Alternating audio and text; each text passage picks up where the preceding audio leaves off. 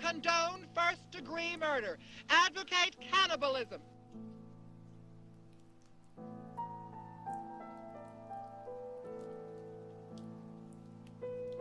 The age-old question, is it a better love story than Twilight?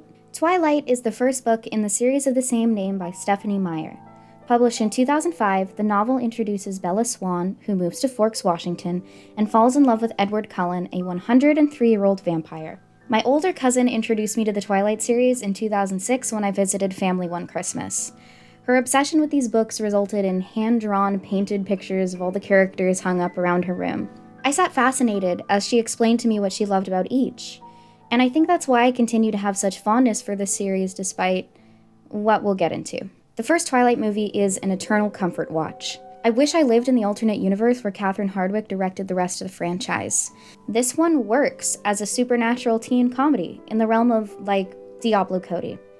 Aren't people from Arizona supposed to be, like, really tan? Yeah, maybe that's why they kicked me out. I have seen a few folks unacquainted with the franchise become fans simply by watching that first movie and falling in love with its sincerity, but hey, teen supernatural is a maligned genre. If Twilight had just been the one movie about a girl moving to a new town and finding her sense of agency there, and also an undead boyfriend, it would be a lot more fondly remembered today, or barely at all.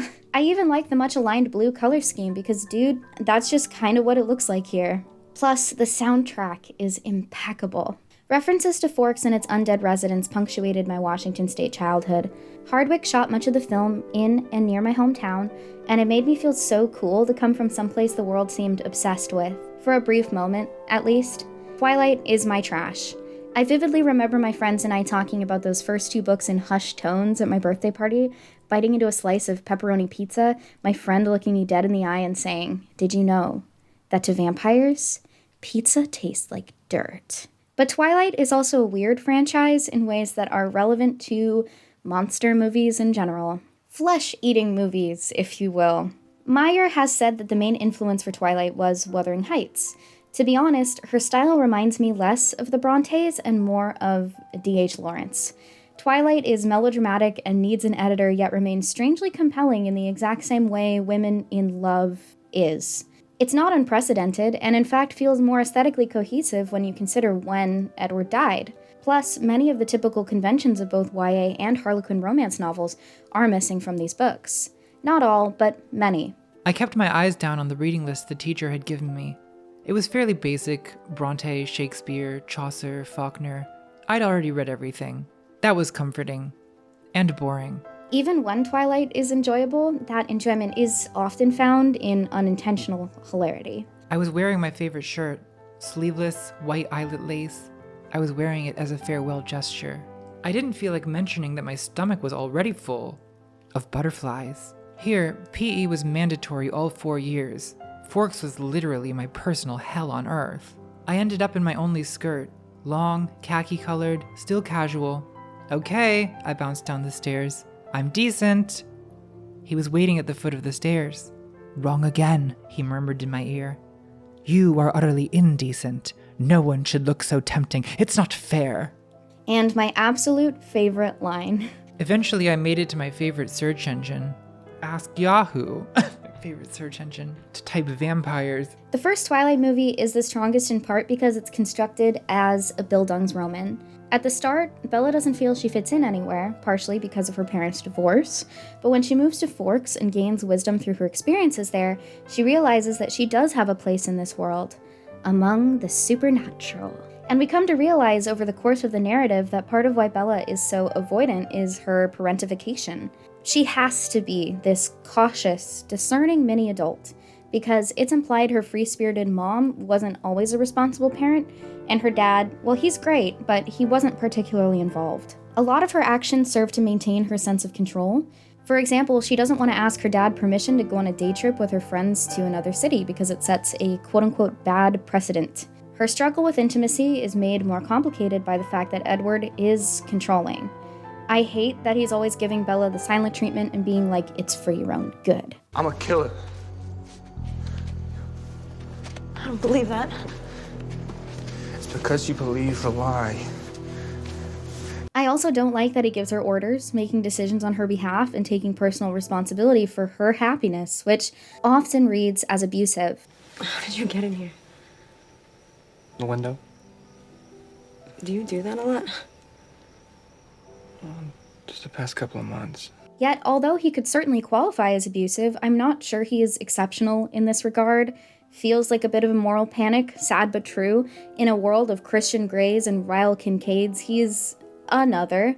The 90s especially were full of love interests who used sexual assault as a practice of initiation. Like, if you think Outlander the TV show has an over-reliance on sexual violence for shock value and plot progression, boy oh boy, you will not be happy when you read the books.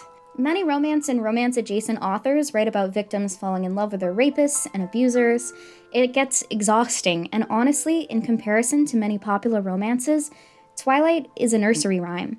Had it not been so popular, this controversy would likely have flown under the radar. Worth mention, of course, is the authorial voice that shines through. The series' worldview is that of the Mormon faith. Patriarchal and white supremacist religious practices define the series. Meyer has been open about her beliefs shaping how her characters behave. There's no smoking, no premarital sex, drug use, or drinking. I'm honestly a little confused as to why she would even want to write a vampire story. And Edward is the perfect conservative boy. He is a polite relic left over from the literal Edwardian era. He's right outside. He is? Yeah, he wanted to meet you. Officially. All right. Bring him in. He gives Bella his mother's wedding ring, he wishes he could have courted her, and would have liked to ask Charlie for permission to marry her first. He seeks redemption for his more impulsive behaviors as a young vampire. He's also obsessed with family as a concept, positioning it as the most important thing in his life. Yet I do wish Twilight vampires were a bit more antiquated. Selfishly, Bella says Edward talks like a turn-of-the-century novel, but, not as much as I'd hope. It would be so fun if Edward was like, yes, darling, I desire sensuality. It is a fulfillment. The great, dark knowledge you can't have in your head, the dark, involuntary being. But instead, he's like... It's all superhero stuff, right? What if I'm not the hero? What if I'm the bad guy? Twilight has influenced the cultural climate in a myriad of ways. One positive is that Meyer's writing is accessible and readable. The influence this series had in fan fiction spaces in particular is undeniable, if evidenced nowhere else than by Master of the Universe / 50 Shades of Grey. This prose style in general permeates websites where young people today read and write. Most stories in freshman-level creative writing classes sound like Twilight almost 20 years later. Sorry, but it's true. The hostile, vaguely omniscient first-person perspective, the overuse of adverbs like infinitesimally, tons of hair and clothing descriptions, yeah. Plus, life is generally exciting for these characters. Everything is possible and nothing makes sense. Even in biology class, where Bella and Edward meet, every single day is a lab. The other kids in that biology class are having a Dead Poet Society type experience. I swear it. Best teacher ever, Bella and Edward are just side characters in whatever else is happening in there. Which leads me to wondering if the zombie craze of the 2010s was a response to vampire fatigue. A defanging, if you will. Semi-sexless teen vampires became the norm for a period in time. Beyond Twilight, you had The Vampire Diaries, a Buffy the Vampire Slayer resurgence, and about 10,000 vampire-centric shoujo manga flooding the market like Millennium Snow, Tsukiyomi Moon Phase, Midnight Secretary, Shiki, Black Rose Alice, Blood Alone, Blood Bubble Bushes, Bloody Kiss, Kiss the Rose Princess, Vampire Kisses, Chibi Vampire, Vampire Knight, Rosario plus Vampire, He's My Only Vampire, Dance in the Vampire Bund, all of which I devoured in middle school, age-appropriate or not. That's why I hung up all of these Vampire Knight fan art that I did in middle school. Now I may be a weeb. Ultimately, this era of vampires was a phenomenon for teenage girls. And you know we can't have that. Teenage girls choosing popular culture. Not on my watch, buddy. Time for backlash. Take that, you boy band-obsessed Anglophiles.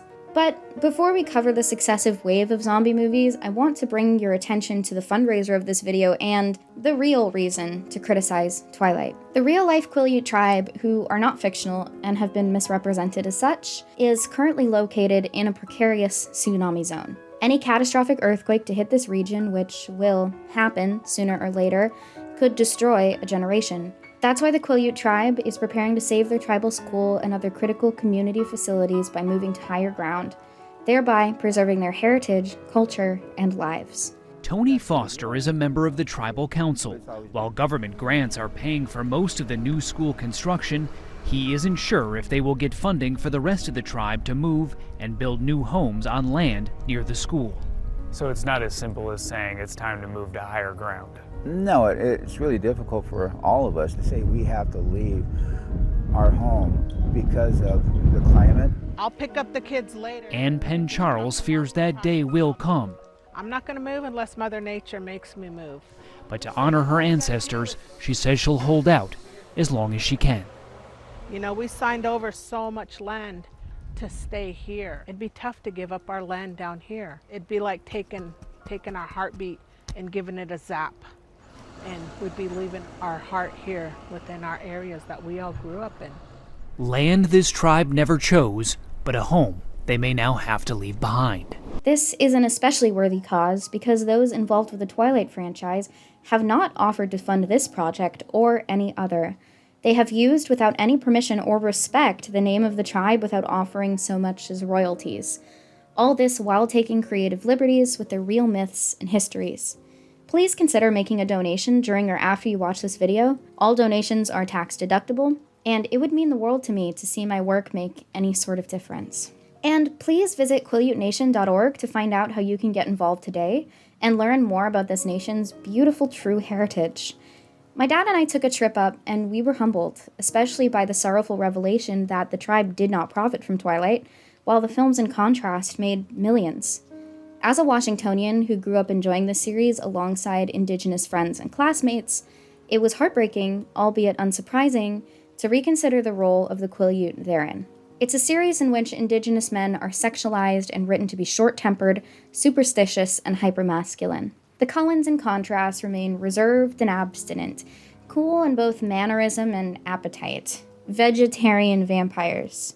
Jacob Black may have emerged as one of the fans' favorite characters, but there's no denying that his characterization is caricatured, archetypal, and leans on anti-Indigenous stereotypes. So, these vampire stories weren't great. But they were sincere gothic romances with a consistent tone and feel, and it's clear that much of the backlash they received was rooted in misogyny.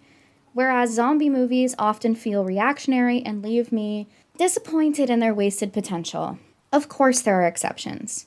And I understand that our cultural beasts and monsters evolved to become their own symbol, so what they symbolize can become diluted. Zombies represent a sort of ultimate threat. Our bodies without a soul, ourselves without a conscience. Zombies act on nothing but impulse and raw physical fitness. But the conventions of zombie movies are often where you lose me. Irony-poisoned, grand shoot-'em-up action movies about taking a break from daily drudgery to murder hordes of humanoids. They often leave me feeling tired. I just don't like the idea that any human being, zombified or not, is disposable. So that late second act / early third act guilt over the killings always tends to make me groan. Like, oh wow, actions have consequences.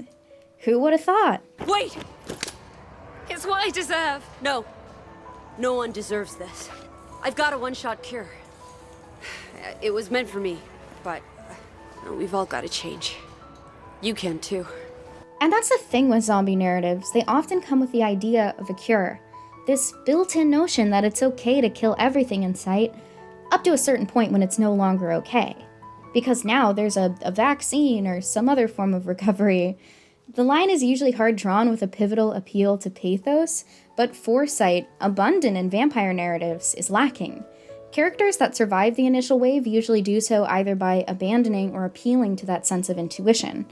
It's a realm of Rambos versus cult leaders, and I'd rather not side with either. Maybe because in the advent of a zombie outbreak, I'd rather start my own cult than join one. A cult of media literacy, waka waka. So maybe this trend of cannibalism mass media, raw, fresh, yellow jackets, a certain hunger, even Swarm, is the next wave. A compassionate response to the wasted potential of 2010 zombie movies, which was itself a humorous response to the melodramatic vampire movies of the 2000s. But this cannibal genre might be the best one yet. flesh-eating tales of remorse, desperation, and vulnerability. Films that combine the longings of vampires with the brutality of zombies. Coming-of-age stories dripping in blood and guts, desperate to be held. Dude, I need to learn to take on lighter topics.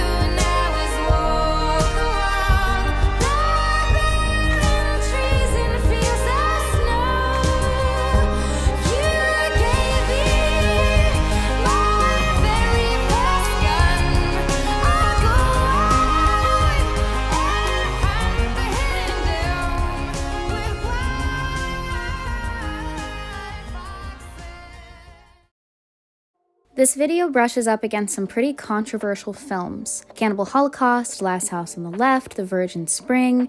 But if you want a more in-depth analysis of the spicy works that make cinema great, I can't recommend enough Unrated by my pal Maggie May Fish.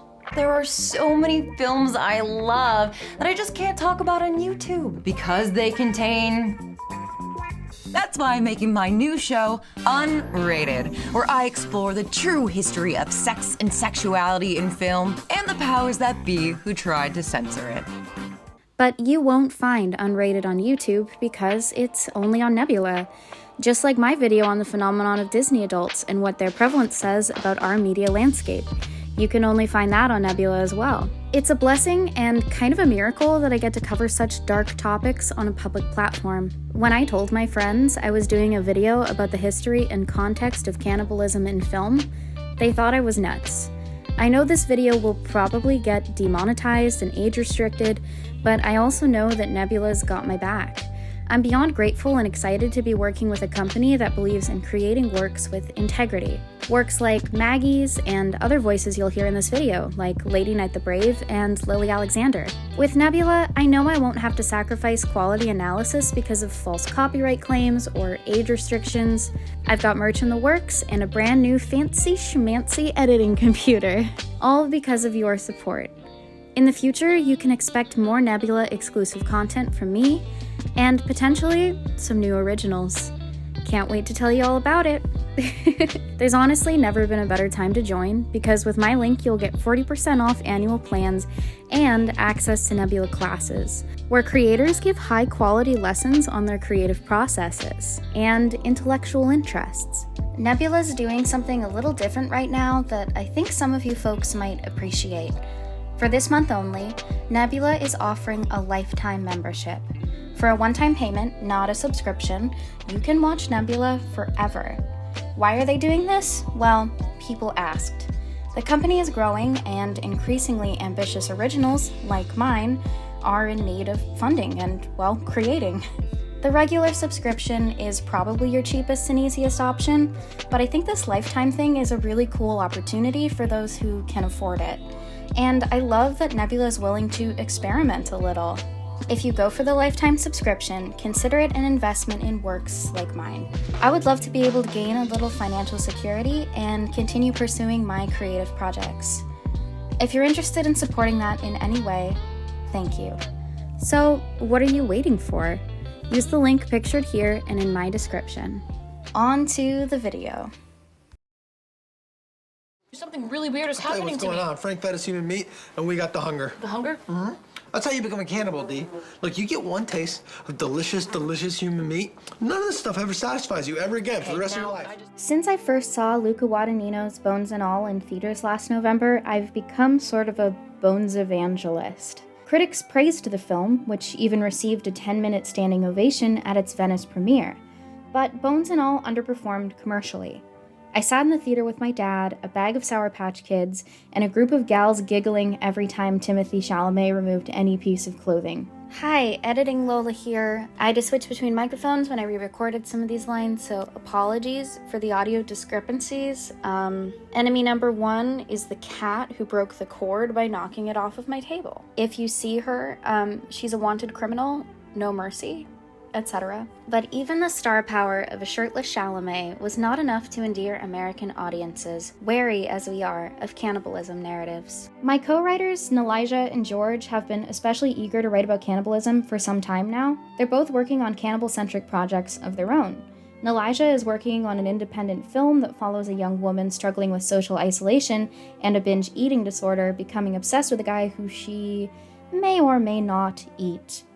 George is working on a novel about a college-aged girl who's always lived in the shadow of her rich friends.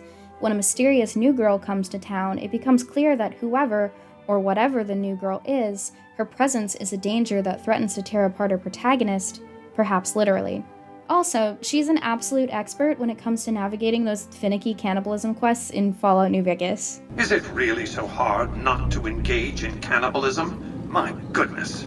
It's a violation of their contract. Needless to say, I valued their opinions more than ever. And over the course of a few weeks, we came to 3 conclusions about what makes a good cannibalism story. 1. It confronts our relationship to food and our bodies. 2. It challenges our relationship with various forms of consumption. 3. It balances the many nuances of the genre. And so, although there are a handful of excellent works out there that the premise of this essay basically applies to, I'm going to focus on Bones and All, first summarizing it up front and then referring to it throughout, because, everyone's already talked about Raw, I love talking about Luca Guadagnino's films, and Bones and All deserves more love. Shout out to Trevor at AMC who let me bring the poster home. Thank you so much, dude. 1988 Virginia/Maryland/ all over the United States. 18-year-old Marin, played by Taylor Russell, sneaks out to a sleepover, maims her friend's finger, and is subsequently abandoned by her father after a lifetime of trying her hardest to be good. He leaves her with nothing but a cassette tape, some money, and a birth certificate. The tape contains the story of Marin's childhood of cannibalistic impulses, much of which she doesn't remember. For example, killing her babysitter when she was only 3 years old. See, the thing has been happening for longer than she can even comprehend. It is a part of her. With nothing to go on but her birth certificate, Marin decides to head to Minnesota in hopes of finding her mom, who abandoned the family when she was a baby.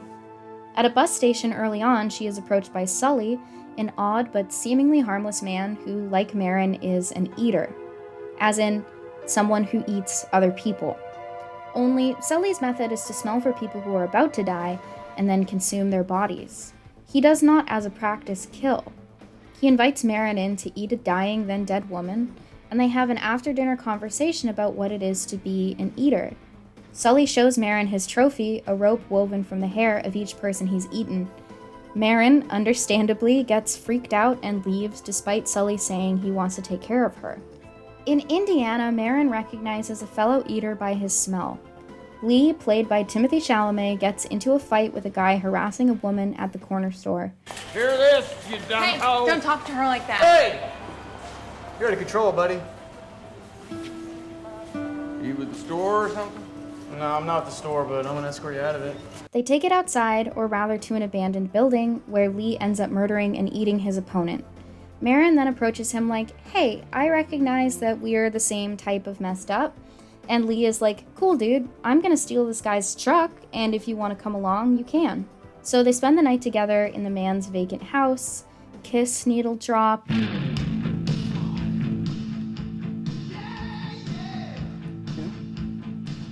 They steal some of the man's stuff and his car, Lee's usual routine. They then head to Lee's hometown in Kentucky because, despite being an eater, he is very dedicated to being a good older brother. So yes, he's kind of an on-the-run criminal, but never too far away to give Kayla a driving lesson. Little lovable rogue. On the road, Lee and Marin develop feelings for each other. They kiss in a slaughterhouse, they decide to take off as a unit, and they begin the journey to find Marin's mom together. In Texas, they're approached by a pair of fellow eaters named Jake and Brad, who are admittedly spooky but not necessarily quote-unquote bad guys. Over a campfire conversation, Brad admits that although he doesn't have the traditional nose and cravings of most eaters, he chooses to engage in cannibalism with Jake. Abso-fucking-lutely normal, he is. Well, clearly not normal. Oh, and this very thematic monologue happens. Hasn't had his full bones yet, but I reckon that's coming soon enough. Full bones. When you eat the whole thing, bones and all. You ain't done that yet? That's a big fucking deal. It's like your first time. There's before bones and all, and then there's after. It's bullshit. Marin, disgusted and horrified, storms off. She and Lee drive away while they think Jake and Brad are asleep. Shortly thereafter, Marin finally gets the courage to finish listening to the tape her father gave her, which ends with her dad essentially saying, "I hope someday you get better." Hoping that whatever troubles you is over, and that if there is a God in heaven, that you're just a regular girl with regular problems and regular pain, and that you stop wanting things you shouldn't want, Marin, and that your heart has a chance.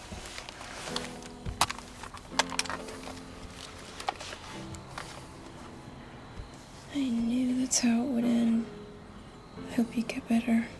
Stumbling across a carnival, Lee decides to seduce a man running one of the booths and eat him with Marin. They consider this the ethical path because they don't think a carny would have a home or family. But of course, they're wrong. Marin is overcome with guilt, and she and Lee get into a huge argument. As their relationship turns tense, Lee and Marin reach Minnesota and talk to her grandmother, played by my favorite scream queen, Jessica Harper. It's here Marin learns that her mother was initially adopted into this family and has since been hospitalized by the state. Because they have no blood relation, and also probably because she's racist, her grandmother essentially says she wants nothing to do with Marin. Her mother is considered a mistake to those who knew her. Upon reaching the asylum, Marin is shocked to discover that her mom, played by Chloe Sevigny, has auto-cannibalized, eaten off her own hands. Although her mom is too drugged to speak, Marin reads a letter written by her concluding that eaters are better off dead than monster. All I ever wanted in this world was love. I tried, believed, but we can't have it as we are. All we can have is a little space with bars or a door that locks. I'm sorry for that, little Yearly. For all the things I didn't do for you, and for the one thing I still can. The world of love wants no monsters in it.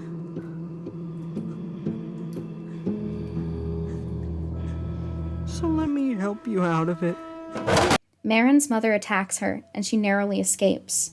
Shaken, Marin declares to Lee that she'll never go down the same path as her mother and abandons him a few miles down the road.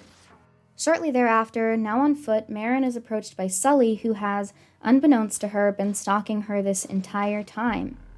When Marin expresses her discomfort and refuses to be his companion moving forward, Sully explodes with anger. Fuck you, Missy. You dumb cunt! Not sure where else to go and wishing things had ended better with Lee, Marin heads to Kentucky. There, she runs into Kayla, who explains that her and Lee's father disappeared one night after beating them in an alcoholic rage. His body was never found. Lee was considered the prime suspect by the police, but with no body remaining and the blood on his clothes confirmed to be solely his own, Lee was released from custody. He has lived as a social outcast since. Sort of. Marin and Lee reunite in tears and decide to go west together as far as their broken car will take them. Under a gorgeous Nebraska sky, Lee reveals that he realized his father was an eater the night of the altercation.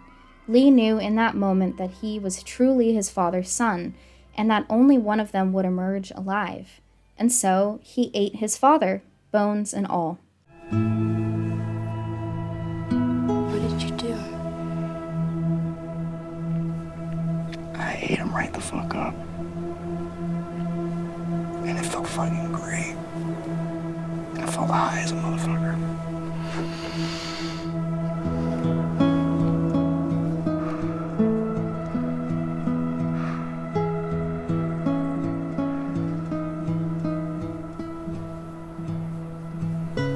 Probably would have killed myself if it wasn't for Kayla.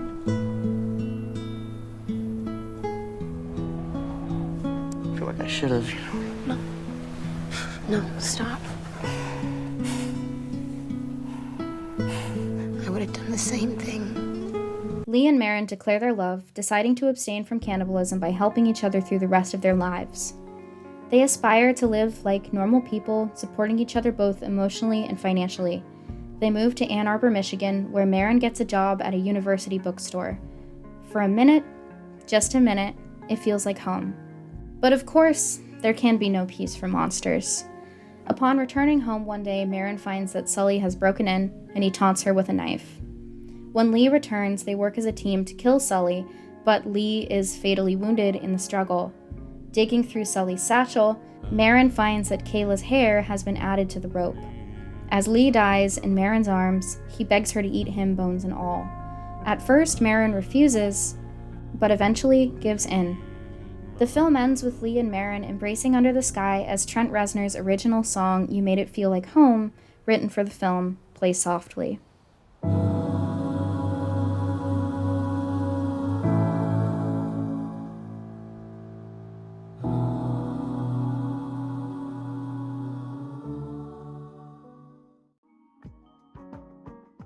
There have been critical detractors.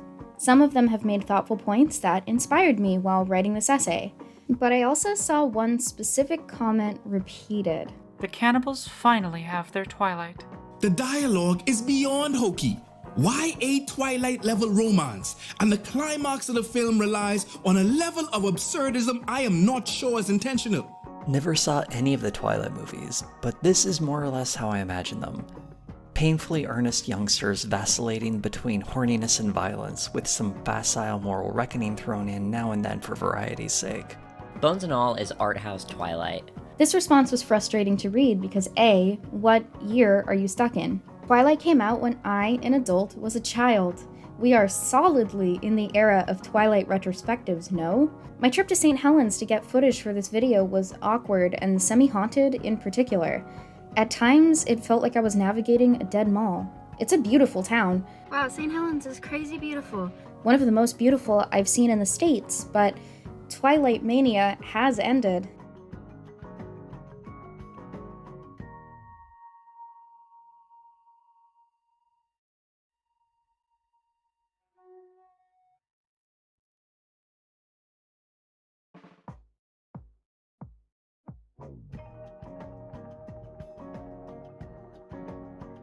Those filming location for Twilight signs are still up in windows, faded and peeled with age.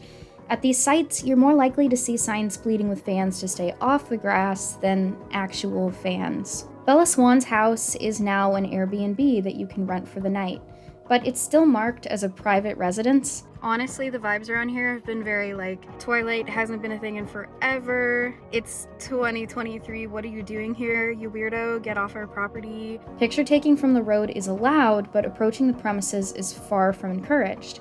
I thought about getting a hold of the owners and interviewing them, but honestly, my whole experience there was so painfully awkward that I just called it a day. All the Twilight House neighbors have signs up that are don't you dare even think about parking in my yard, I will kill you. Sorry for party rocking, I guess. Also, if you want to buy anything in most Twilight tourism locations, you'll need to remember to bring cash. Otherwise, stumble into the back of a pub to find an ATM that doesn't work like me. Needless to say, I drove the hours home that day with my tail between my legs. Oh, but if you get the chance to visit Carver Cafe in Damascus, Oregon, do it. It's a short drive from Portland with gorgeous forest views. The owner was super kind and generous with her time. She told us about her experience working with the film's crew and meeting fans through the years. She even took this picture of my pal Vivian Strange and I sitting at the booth from the movie. B, there is no crime in making a film for young people or women, point blank. There are lots of movies not made for me that I've enjoyed, even appreciated. The majority of films, in fact, are not made with my target demographic in mind. Criticizing a film for being too young adult or too girly is weak, man. And C. Bones and All gracefully avoids many of the pitfalls that made Twilight so scorned. And this criticism is applicable twice over in a world where we have an overabundance of elevated horror that everyone's complaining about, even horror romance films to compare this film to. Something I will be doing in this essay. If you're straining to reference Twilight in a world that's been Jordan Peele's since 2017, it's time to level up your media criticism. I'm literally just an amateur enthusiast and by no means an expert, but like, how embarrassing to reach for Twilight when Nope came out just 2 months earlier and even has overlapping themes. That's like saying Ice Spice is good and all, but she's certainly no Katy Perry. So, spoilers for my video on Call Me By Your Name, the conclusion I came to about that film, also directed by Luca Guadagnino and starring Timothée Chalamet, is that it's not a film about queerness, but rather a film in which queer characters navigate remembering. Although I wouldn't classify it as a romance more than I'd classify it as a drama, it's maybe my favorite queer coming-of-age film, and one of my favorite films about memory, period. It is also not a realistic film per se, but rather exists in a sort of subtle, hazy dream state, montage, motifs, highlights of a story told. It's no coincidence that Elio and Oliver first kiss in Monet's Berm, a birthplace of Impressionist paintings. One could argue that Guadagnino's filmmaking is Impressionist. He gives us the underlying conviction of a story in slashes of color, and we are free to take from his works what we wish to. This is also why they prove controversial. There are darker and more troubling aspects that could be read into both Call Me By Your Name and Bones and All, should the audience choose to. And I usually think those readings are the correct ones, by the way, but what you choose to read into these texts is ultimately yours. And I love works that trust in their audience's intelligence this way. It's so nice not to feel condescended to. It's also worth remarking on the fact that these films stand in opposition to a troubling trend in much of mainstream modern entertainment. Movies and TV shows today feel more didactic than ever. The tidy resolutions once reserved for children's cartoons are now a staple of popular media in general and seem to transcend genre. Anyway, my point is, see how you're leading us here? You're guiding the whole party, inspiring us. That's what you do. And see your coat of arms here? It's a heart. And I know it's sort of on the nose, but that's what holds this whole party together. Heart. Because, I mean, without heart, we'd all fall apart. Listen. The problem with socialism is that you eventually run out of other people's money. Margaret Thatcher. What do you get? I don't think so. When you cross a mentally ill loner with a society that abandons him and treats him like trash! What an odd thing to say. Perhaps what I admire most about Guadagnino's films is the way they don't explain what any character's identity is. They're not here to educate. Their queer characters are complex, multi-dimensional individuals who are also gay. There's no condescending instruction, and after a decade plus of this on television... I recently learned that you should say things to people before it's too late, so even if this isn't goodbye, I think I speak for us all when I say, Sam, you have changed our afterlives for the better. And we are forever grateful. Yeah. Absolutely. Thank you, guys. And please finish my biography. Yeah, I guess I get it. I'm sorry I hit you. And I'm sorry I broke your plane. But what kind of a stupid plane doesn't fly? Whew, how refreshing. It feels like I'm being talked to, not at. Vivian Strange, who accompanied me on my Twilight road trip and took much of the footage you've seen in this video, concurs. As she wrote in her review of the film, Bones and All is about cannibalism in the same way that Call Me By Your Name is about being gay. As in, it's not. Call Me By Your Name is about memory, about a man presenting the idealized romantic memory of his younger self, finding and falling in love for the first time, touching on the interesting, and most times extremely inconvenient, nature of capital L love as seeing yourself reflected in another human being, whether it's a self that you hope or fear to be or become. Exploring taboo is the strongest way of trying to examine how we think. And as with any kind of taboo, its representation in art usually isn't literal, but rather philosophical. Any taboo explored properly is trying to say something by showing the most extreme example of how far a narrative's themes can go. For example, incest in fiction is often, if not usually, not about incest. Rather, incest is employed to drive a thematic point home. Usually, the author is commenting on toxic codependency and blind loyalty. Gabriel Garcia Marquez uses incest in 100 Years of Solitude to show how self-defeating his characters are and, more broadly, the human race. The founders of the family are first cousins who, despite themselves, have the hots for each other.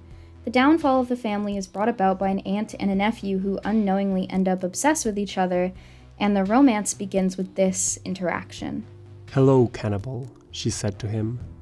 "Back in your cave again?" Aureliano did not need to see her to know that she had arrived.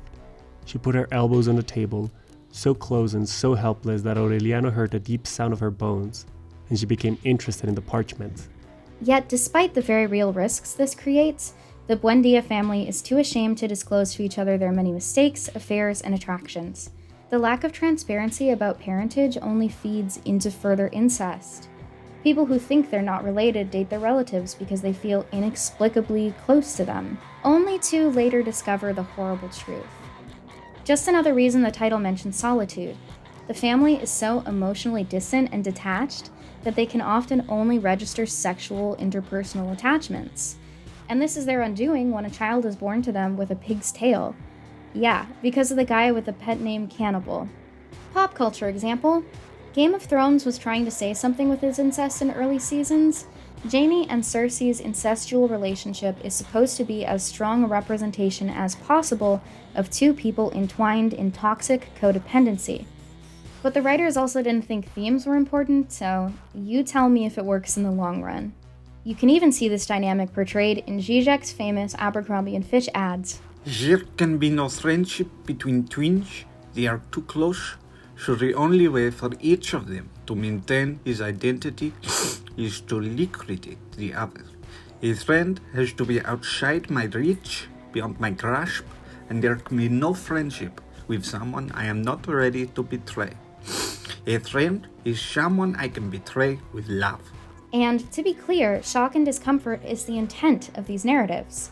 Sure, we could talk about audiences becoming desensitized as taboo acts are increasingly viewed as, well, not a very big deal, but you'll have to forgive me for saying that it's a well-trod conversation. It's been done, and I'm kind of done talking about it too. Much ink has been spilled in the pursuit of questions like, when is it right to portray the worst of humanity, and who's allowed? My answer to this question is my own, of course, and you may not agree. I think fiction is the realm in which taboo is best explored. Life's most disturbing aspects are worth conversation. The phrase is overused, but the distinction is worth making. Fiction is not real life. It's important that there be a place in which we can examine our darkest and most controversial impulses, fantasies, fears, and secrets. And as for cannibalism, I'm not sure it can be romanticized in fiction because it already is. We live in a world where Ryan Murphy's Dahmer exists, and a surge in sympathy for Jeffrey Dahmer online. Serial killer fiction often veers into apologia. We are asked to sympathize with people who hurt people rather than people being hurt, and this results in real-life murderers being subculturally venerated. But, more on that later. Taboos are also a great way to introduce or reinforce themes. Nope doesn't have a monkey who goes on a murderous rampage for no reason, despite what certain internet critics have said. Here's the reason the monkey's in the movie. Animals dying in film or going on violent rampages is avoided in popular media because it can cause a visceral reaction in viewers.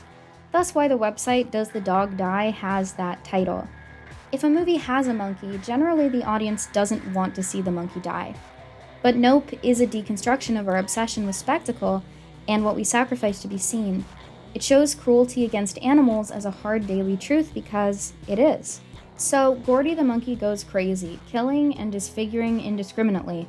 But before he can kill Jupe, the kid hiding under the table, he is shot down. For 24 years after the incident, Jupe convinces himself that he survived for a reason. He believes he is uniquely capable of connecting to the surviving rampaging animals. He sells tickets to a private in-house museum dedicated to a show in which he was almost killed. When an animalistic entity appears, Jupe attempts to turn spectacle into profit once again. But ultimately, what prevented him from being killed by Gordy was nothing more than a tablecloth. So when Jupe at last sees a rampaging animal eye to eye, it consumes him whole. Still, I'll admit it's not exactly like Bones and All is an easy film to get into, nor is any film exploring taboo, especially cannibalism. It's once again reinforcing that cannibalism causes an involuntary reaction of intense fear and disgust in so many people for all the reasons we've already seen and more. Plus, the film is geared towards young people, despite having some heavy symbolism and cultural commentary that not everyone will agree with, especially young people. So why are cannibal movies so popular right now? Should we be scared that cannibalism is becoming normalized? Or is there a deeper meaning to this trend's current popularity? I was a vegetarian for 13 years, with frequent bouts of veganism.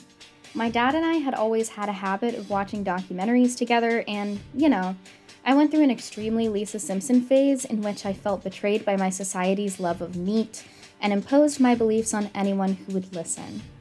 I was at the Morrissey concert in the I Don't Eat My Friends shirt. I'm a level 5 vegan. I won't eat anything that casts a shadow. Wow.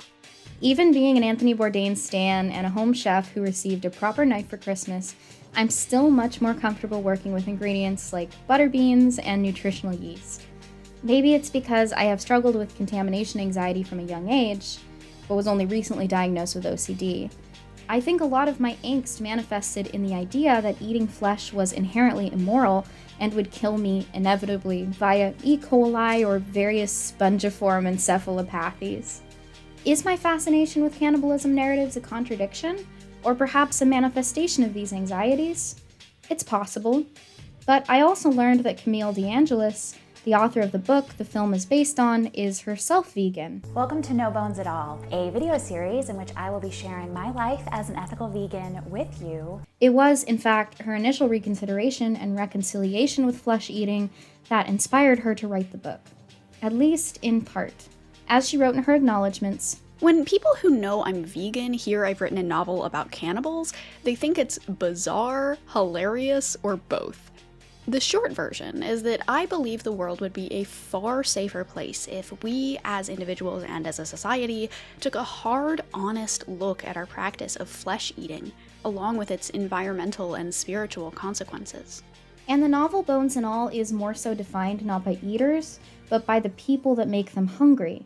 DeAngelis herself has a playlist on her YouTube channel about the film adaptation and her experiences seeing it come to life, which provided so much insight for this video, and I'll be using clips throughout.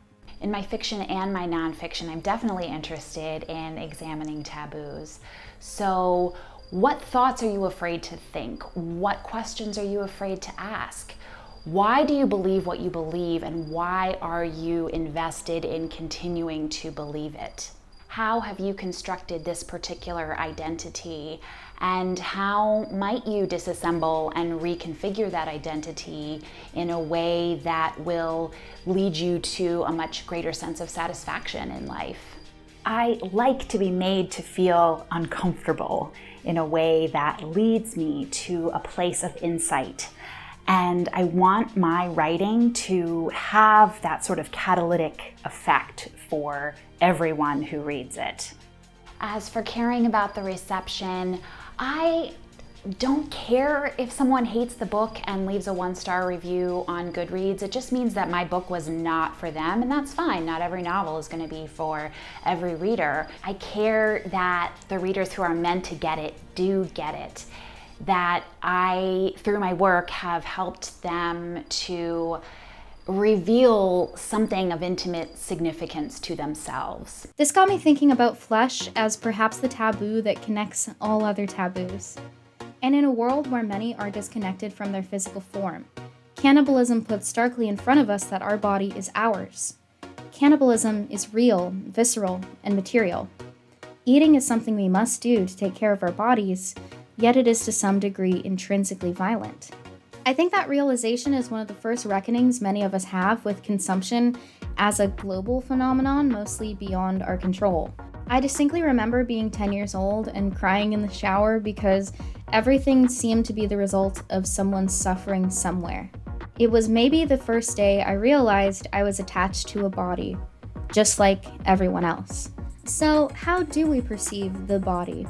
One thing's for sure, we have a lot of reverence for the body being physically intact. Just one reason why there are endless films and TV shows, from Saw to Martyrs to Dogtooth to You Season 2, that include the graphic, long drawn-out removal of a body part. It causes a visceral reaction, evidenced for me by that time my mom walked out of Reservoir Dogs, often known as one of cinema's most intense and disturbing scenes, even though the act itself is not shown. But while dismemberment is done and viewed casually for kicks, as a childhood of stumbling across shock sites and scrolling rotten.com proved to me personally, cannibalism is not casual. It is almost always performed and portrayed, especially in film, ritualistically, with panache and flair. Infamous real-life situations of cannibalism are often brought up with no context involved and then immediately sensationalized. Ooh, here are some upbeat titles. Hero, Fearless, Alive. But if you read about these situations, cannibalism is not taken lightly. Even with malicious intent, cannibalism is usually performed as a transcendent act of some kind. Whether in situations of survival or sexual fixation, it's a huge decision. Put a pin in that. No thanks to the plane, many of us are still alive. We certainly are. Pass me another hunk of co-pilot. I'm often disappointed at how little cannibalism is used as a narrative device to explore disordered eating. Going to reinforce that content warning from the start of the video before I discuss eating disorders, please skip ahead to the next part of the video if discussions of eating disorders are triggering for you. As someone who struggled with and against food for a lifetime, it's honestly baffling that we've had almost no good movies about these very common yet very misunderstood conditions. 2017's To the Bone, for example, is simultaneously triggering and unrealistic somehow. I say this as someone who's been there, done that. And even in Skins, a show centered on young people doing taboo things, Cassie's eating disorder is handled much the same. Effie's self-destructive tendencies get to be cloaked in metaphors about being born backwards, while the scenes addressing Cassie's anorexia are essentially an instruction manual. You have to do a lot of talking. I'm good at talking. You do that while you're cutting things up a lot. And then, questions. Where's your student card? Ditto YA books like Winter Girls and Perfect, admirable as they are in attempting to do good. There tends not to be the push and pull other mental disorders are respected in fiction. In real life, eating disorders often present in cycles, whether that be of binging, purging, restriction, phobias, or impulsivity. But in fiction, they're usually just portrayed by centering on one eccentric who's ridiculously self-disciplined and committed to being pretty. There is an obsessive element to these disorders. I don't understand why we don't get more works that, for example, use the motif of an Ouroboros. I would love to see more eating disorder auto-cannibalism fiction. In my limited experience, the most frequent exception to this is, of course, horror manga. You've probably seen Kazu Umezu in Hisashi Iguchi's manga Fasting make the rounds on social media. A story about a girl who, upon being rejected by her crush, starves herself until he considers her attractive, only so she can feast on his flesh. I'm maybe even more partial to Junji Ito's Blood-Slurping Darkness, which examines the way women struggling with eating disorders are often fetishized. And it has an element of vampire fiction / cannibalism. You see, the boy considers it his altruistic mission to save the girl. She won't eat, so he refuses to eat in an attempt to show her how scary her behavior is, in turn attempting to seduce her.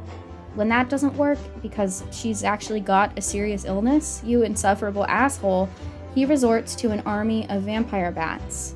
He attempts to integrate with her very insides through any means. You should just go read it. I'm not doing it justice. So why is this specific cultural taboo, cannibalism, so very upsetting? Besides marching and protesting, what else do you suggest? Well, it doesn't happen overnight. It's not a miraculous... What did you say? Murder. She's kidding. What shocked me while researching this video was the knowledge that my own ancestors may have committed acts of cannibalism a few hundred years ago. Probably not, but there's a small chance buried in a pretty touchy and controversial subject. Although it's widely known that some cannibalism occurred during Ireland's Great Famine, the extent of which can never really be known. While some cases were recorded at the time, well, few would willingly admit to such an act. As historian Charles C. Mann wrote in 1943, uncovering the new world Columbus created. Ireland was transformed into a post-apocalyptic landscape. Destitute men lined the roads in their rags, sleeping in crude shelters dug in roadside ditches. People ate dogs, rats, and tree bark. Reports of cannibalism were frequent and perhaps accurate. Perhaps being the key word. The records are muddy, and the tragic sacrifices of the famine went somewhat undiscussed in its aftermath, especially in narrative and fiction. This has frequently happened after wide-scale tragedies, illnesses, and famines, kind of like how many people don't love to write about the COVID-19 pandemic today. Back to zombies for just a second. In theory, I love the concept of a monster who feeds on brains, operating on a constant hunger for our most vulnerable organ. It leads us to wonder what could possibly possess a person to be constantly hungry. History and folklore tell of various people who, for whatever reason, simply couldn't stop eating and didn't particularly care what it was they were eating. Charles Domery, Michel Lotito, Terrare. We are well aware of people who consumed pounds of grass, offal, and even airplanes piece by piece. And nature tells us that eating the brains of our own kind can lead to rather inhuman behavior. For example, we know that prion diseases like bovine spongiform encephalopathy, colloquially mad cow disease, are caused by animals consuming the brains or spinal tissue of their own kind, or at least similar ruminant animals. It is believed that cattle are afflicted by eating meat and bone meal, MBM, a rendering product that may contain infected remains. Literally, you are what you eat. These days, due to mad cow concerns, MBM is no longer fed to ruminant animals, but it is still in low-cost pet food. Food for thought. And I'm not a conspiracy theorist, but this particular saga gives me nightmares. The Agriculture Minister, John Gummer, today enrolled his daughter Cordelia in his campaign to persuade people that eating beef is safe. It was a little hot for her. But later he munched it himself to prove to the world that he at least is confident there's nothing to worry about. Isn't it wild that at some point someone looked at all that byproduct and thought to feed cows their own kind? Perhaps to improve the amino acid profile of their feed. Perhaps because waste is simply unprofitable. Anything that can be put to good use will be put to use, ideally, and who can argue with that in the age of wasteful overconsumption? And thus, people ate cows who'd eaten cows, and their brains started developing holes. Truth truly is stranger than fiction. Nowadays, locations that once quote-unquote destroyed mad cow-infected cattle are being reconsidered for real estate development despite academic outcry. Real estate developers, man, it's so cool how they're willing to risk global catastrophe for one more million on top of their pre-existing millions.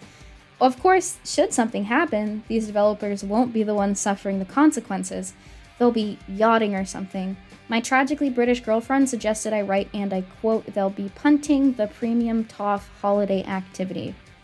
Zombie movies should be a ripe opportunity to express these anxieties, yet rarely seem to be. There is something much more terrifying and profound to me in the idea of slowly losing one's mind and faculties to a disease simply ingested. I firmly stand with the idea that nature is not a passive entity allowing us to exploit her endlessly. Nature is not ours for the taking without consequence. Rather, we are a part of nature. This is something a good cannibal movie acknowledges. What keeps us separate from nature? Is it merely our own constructions? What if some people are more in tune to their animalistic instincts than others? Is our sensuality at its core a problem? Chefs, home and professional, often define themselves by having a sensual relationship with food, one that inspires them to properly learn how to cook. The culinary world is made of ritual practices encouraging us to do food the right way. The standard kitchen brigade system, or the process of mise en place, for example, dealing with heat and knives in a precise manner takes serious practice, the right tools, and good judgment. There really are just safer ways to handle tools on the daily. If we're considering cannibals by their sensual, erotic enjoyment of flesh, that's not really any different than how foodies already feel about food. Maybe the greatest innovation of Hannibal Lecter as a character was his pursuit of pleasure. He isn't a cannibal who lives in a state of constant regret, He's a man who loves the finer things in life. Human meat, to Hannibal, is the finest of delicacies, and it's a big deal. The act of consuming it is a sacred ritual. These are just a few of many stories to which we could apply gastrocriticism, a critical lens that addresses the significance of food and consumption in narrative, often in its relation to eroticism. I've become obsessed with gastrocriticism over the course of writing this essay, and I think if I ever decide to re-enter the realm of academia, it might be what I choose to study. Because we live in a world where food is sex, basically. Eggplant emojis refer to the phallus, speech emojis refer to the rear. You don't have to look much further than popular music to know that this motif pervades, and has for a long time. And, we could get into the whole people ingesting their own or each other's bodily fluids is actually common thing. Even in a non-sexual sense, we do ingest each other and ourselves to some degree. Breastfeeding, consuming the placenta after birth, Kim Kardashian's infamous vampire facial. Babies first explore the world through their mouths, Freud. Auto-cannibalism, too, has layers. What are the implications of consuming oneself? There is nourishment and hurt simultaneously. It's an act capable of saying many things with one powerful image. By igniting such tense emotions, you are forced to confront your own heart and its biases. I see a lot of memes about how one person in the relationship is the biter and one is the bitee. Nylijah says that she and her mom bite each other all the time and have since forever. And I quote, "We just playfully bite each other. Playfully. What do you do when there's two biters? We have to interrogate that. I've always been a biter. It's an expression of fighting for power." So here we are, stranded in the great American wild with nothing but our wits to guide us. Will humanity prevail, or will we grow ravenous and resort to eating the flesh of the deceased like I saw in that one plane crash movie? Of course, cannibalism is not purely fiction. It is one of the strongest taboos, if not the strongest, in part because it has such a complicated history. Cannibalism often historically happens in tragic situations in which there are no other choice. The Donner Party, for example. What was the Donner Party? They were a party of settlers in covered wagon times. They got snowbound one winter in the mountains. They had to resort to cannibalism in order to stay alive. You mean they ate each other up? They had to, in order to survive. Jack, don't worry, Mom. I know all about cannibalism. I saw it on TV. See? It's okay. You saw it on the television. An often misunderstood moment in history and much mythologized. There is now a tourism village in the place the Donner Party perished, complete with restaurants and eateries of all sorts. One of history's most famous incidents of cannibalism, often mentioned in fiction, was the Andes flight disaster, which occurred when a team of Uruguayan rugby players crashed into a remote area of the mountains. Hunger is the worst fear a human being can have, the most primal fear. Not knowing when you're going to eat again is horrible. You'll never understand the deep anxiety of hunger until you feel your body feeding upon itself. And you feel it. You're eating yourself, consuming yourself. Contrary to popular belief, these weren't people killing each other in a fit of rage or panic. In these situations and others, the living agreed to be fed to the dead as a final gift of health. A meeting was called inside the Fairchild, and for the first time, all 27 survivors discussed the issue which faced them, whether or not they should eat the bodies of the dead to survive. Canessa, Zerbino, Fernandez, and Fito Stauch repeated the arguments they had used before. If they did not, they would die. It was their moral obligation to live, for their own sake and for the sake of their families. God wanted them to live, and he had given them the means to do so in the dead bodies of their friends. If God had not wished them to live, they would have been killed in the accident. It would be wrong now to reject this gift of life because they were too squeamish. We now know that prion diseases are not exclusive to animals, nor food that comes from animals.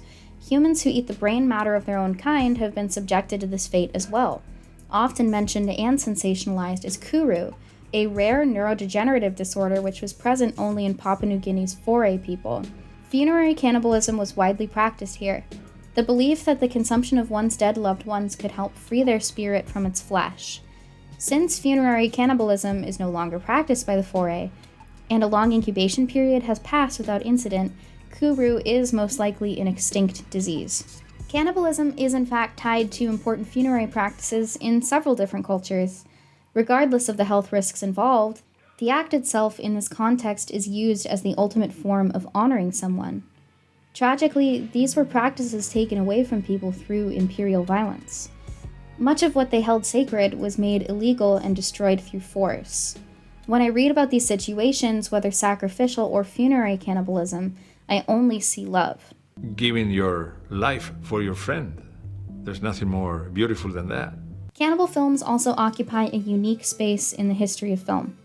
Exploitation film in general is a genre I love, but with caveats. Exploitation cinema, like any other, does not exist in a vacuum, and there has been constant interplay and cross-pollination over the decades between legit cinema and genre cinema. So these filmmakers started making what they call the Mondo film, which is essentially documentaries that cover things that aren't even real. Not a mockumentary, not comedy, but instead films about these horrible taboo practices happening elsewhere in the world. Many film scholars consider these films the precursor to found footage. Think those early 2010s Vice documentaries, but if every single thing within them was staged. Well, except sometimes that line was blurry. In the 1970s and 80s in particular, there was what is now known as the cannibalism boom. Italian filmmakers in particular, although not exclusively, began to make a lot of movies about colonizers venturing where they shouldn't and subsequently getting tortured and eaten by indigenous people in Asian and Latin American rainforests. The most notorious of these films is, of course, Cannibal Holocaust, sometimes considered the most controversial film of all time. Cannibal Holocaust contains film of real animal cruelty, and the gore looks so real. Director Ruggero Deodato was actually arrested for obscenity and charged with murder after the film's debut over concerns that he had actually killed actors involved in the film and was profiting from smut. I mean, if he killed animals on screen, who's to say he didn't also kill people? Well, he didn't. But the thing about movie bans is they usually just sort of linger. Although many consider Cannibal Holocaust to be a masterpiece, as well as a landmark part of film history, it remains widely banned even now. And not to be a party pooper, but I don't think this genre is actually worth the critical reevaluation it's received. I don't agree that Cannibal Holocaust is actually a sharp criticism of journalistic ethics or colonial exploitation or whatever. Cannibals are inherently subversive, thus their use in exploitation films. And sure, it's probably the best of these cannibalism exploitation films. The viewer being uncomfortable is the point, although that discomfort is often rooted in animal cruelty, racism, and colonial nostalgia. Let's not be delicate. The indigenous people in these films were not treated as people, but rather some monstrous other.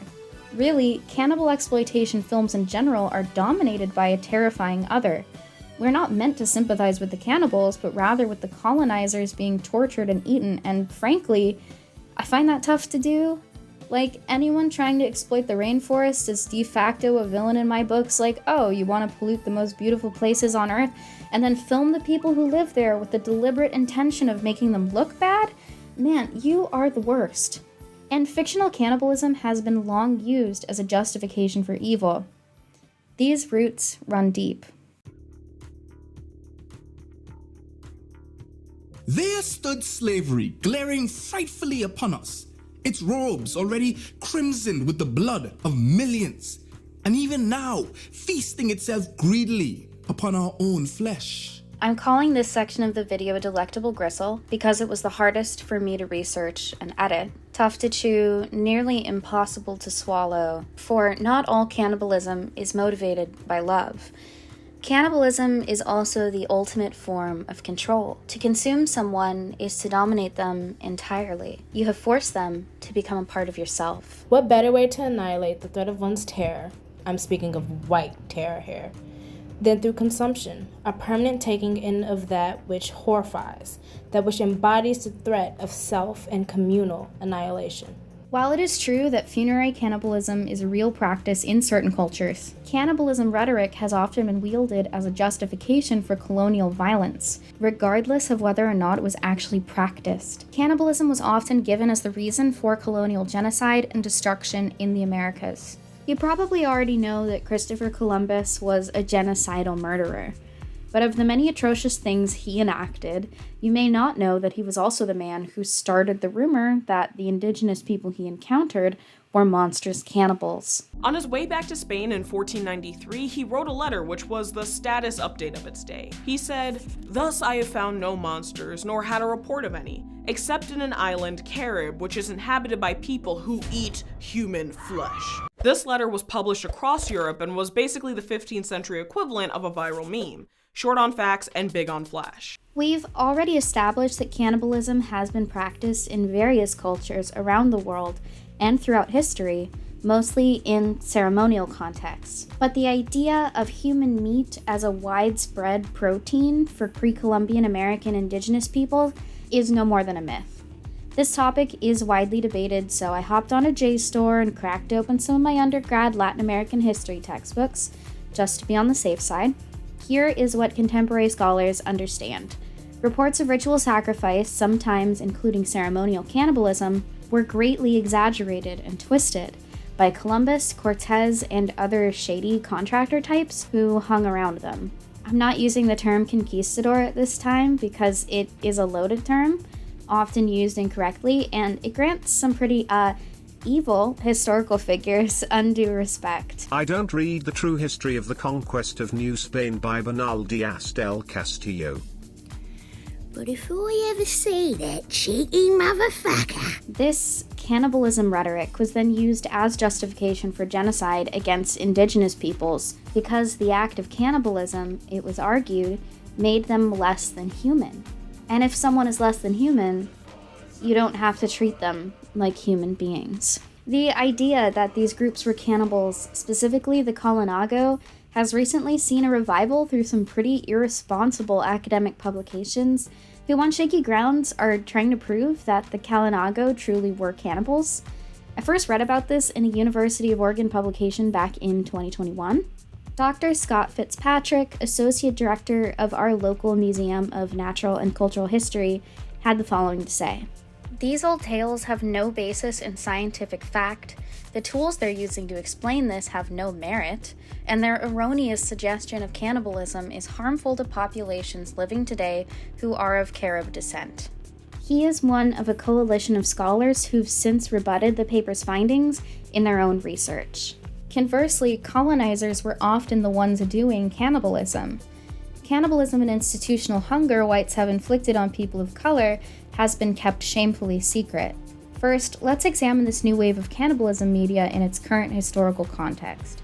An era of rising anti-Semitism, especially since Timothy Chalamet has been open about his Ashkenazi heritage. On the role of Judaism in Call Me By Your Name, Chalamet's other prominent project with Guadagnino, he said the following.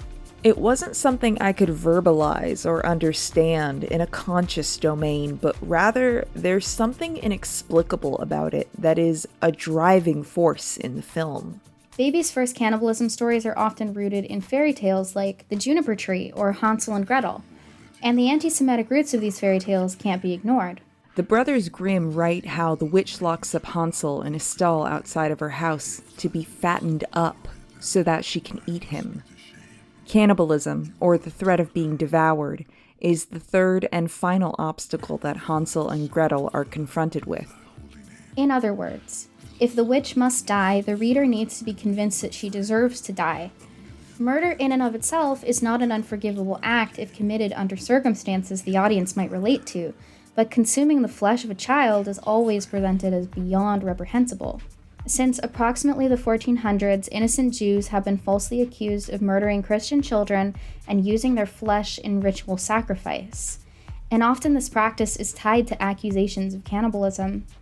This trope is visible in our fairy tales, yes, but also remains ever present in white supremacist talking points. In an echo of the blood libel, one frequently cited theory among the QAnon community holds that global elites feel the need to procure so many children in order to harvest their blood. The children are sources of adrenochrome, a chemical sometimes used to prevent blood clotting and readily available for purchase online. QAnon adherents posit that adrenochrome is used by elites to ensure their immortality. So I can't help but think that Chalamet's casting is rather intentional, and that much of the backlash against him quote-unquote redefining Hollywood leading men is rooted in anti-Semitism. Well, kids, this is where you would watch Itchy and Scratchy, except they're on the Gabbo show now. So, here's a quick montage of people analyzing Timothée Chalamet's appearance like he's some sort of alien creature instead of a human being. An overemphasis in a certain feature is something modeling loves to tokenize, whether it be celebrating the model with vitiligo, the one that's albino, the one that has alopecia, or the one that has an overly large jaw. Far from the rugged, masculine, all-American captain of the football team type, Chalamet is what would have until recently been termed alternative. Also, notice the width of his neck, and notice how his neck is much wider here. Personally, I don't really see the appeal. In some photos, he looks like a washed-up drug dealer. what the hell is that? Many of the stars frequently listed as unconventional beauties or whatever are literally just Jewish. I'm gonna break down what races she's referring to here. It's like Nordic, Aryan type, Jewish, Semitic, English, Anglo-Saxon. I find it kind of fascinating, sad but fascinating, how many negative comments I've stumbled upon regarding Timothy's looks. Seems to me a lot of dudes are resentful of this person who is helping to redefine 21st century masculinity just by being himself and choosing interesting creative projects. And that's very threatening to men who are emotionally disengaged, living by rote, by cultural script. And I think both of them represent a much healthier, more authentic standard of beauty in Hollywood. And I hope, other people in the industry will follow their lead. They're both very intelligent and empathetic actors, and I could not be happier that they are the ones bringing my characters to life. Chalamet is both Jewish and inexplicably lovable. He is perhaps the predominant heartthrob of my generation. Thus, we are compelled, on a mass scale, to sympathize with Lee. I'm also fascinated by the decision to tease the film alongside the music of Leonard Cohen. Although not included in the film, You Want It Darker has become the unofficial anthem of Bones and All because of its use in this phenomenal trailer. Magnified, sanctified be thy holy name.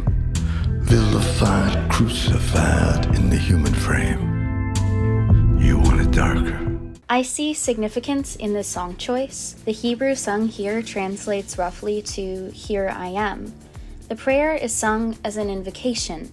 This invocation comes from when Abraham nearly sacrifices his son, Isaac. Featured soloist Cantor Gideon Zellermeyer of the Congregation Shar Hashomayim Synagogue Choir, whom the song employs, offered the following interpretation. In this case, I think Hineni is more a reference to Leonard as someone trying to come to an understanding with God, someone reckoning with final tallies in the book of life.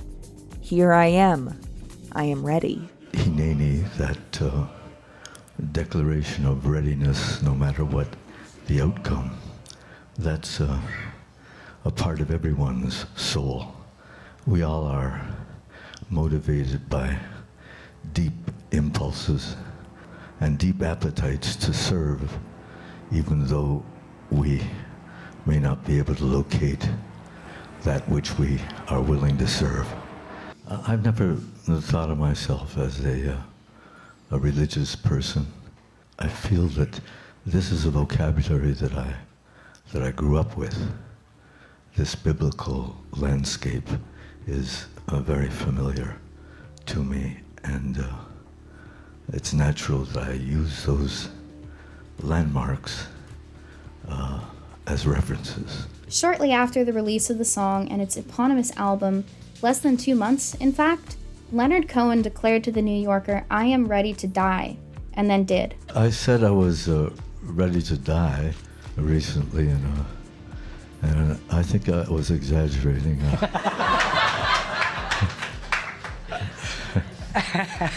One is given to self-dramatization from time to time.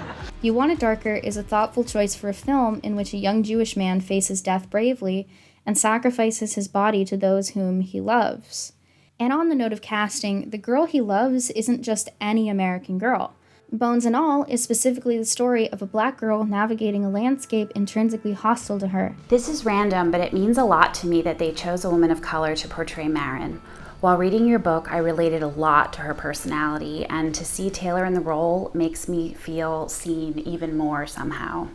To which I replied, Mallory, that is not random. That is precisely the opposite of random. White writers need to be extremely careful and thoughtful and deliberate about who we choose to otherize in our fiction. I thought this through as I was developing Marin's character, and all of the monsters in the novel are white. That was deliberate. Marin is a fantastic example of the archetype film writer Kier-La Janice, one of my favorite critics, describes in her book House of Psychotic Women as the female neurotic. When I first started edging into film writing in the mid-90s, I was all about girl power. How horror films, even slasher films, were empowering to women. How most horror films were concerned about men's anxieties concerning the nature of femininity and female sexuality, gender relations, castration anxiety, all this great, meaty stuff. I saw positive female representation in everything, no matter how ostensibly reprehensible the film's politics. For a female horror/exploitation film fan, that's a great place to start. Certainly much more productive than denouncing the genre altogether as some sort of counter-revolutionary, misogynist exercise in populist entertainment. But I often found myself generalizing, and the brevity of magazine articles allows for that, even encourages it.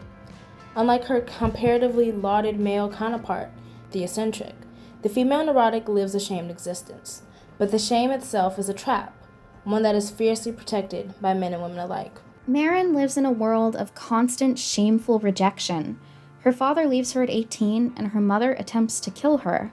One could easily argue that she is rejected because her mother's adopted family couldn't accept that she was engaged to a black man and therefore disowned her. Her inner turmoil fuels every turn the film takes. Directors of pedigree as varied as Roman Polanski and Andy Milligan have plumbed the depths of female neuroses because it's such fertile ground. You could say that the entire catalog of rape revenge films are descended from Bergman's The Virgin Spring, 1960, and the medieval folktales that inspired it. One of the most influential texts for this essay was Dr. Vincent Woodard's The Delectable Negro, Human Consumption, and Homoeroticism Within U.S. Slave Culture. It examines cannibalism and its relationship to race, gender, and sexuality. Despite our will to forget and desire to reconfigure the past, the reality is that institutionalized hunger and practices of human consumption characterize life on many southern plantations. For the most part, whites during the time responded to this topic with an air of secrecy and shame.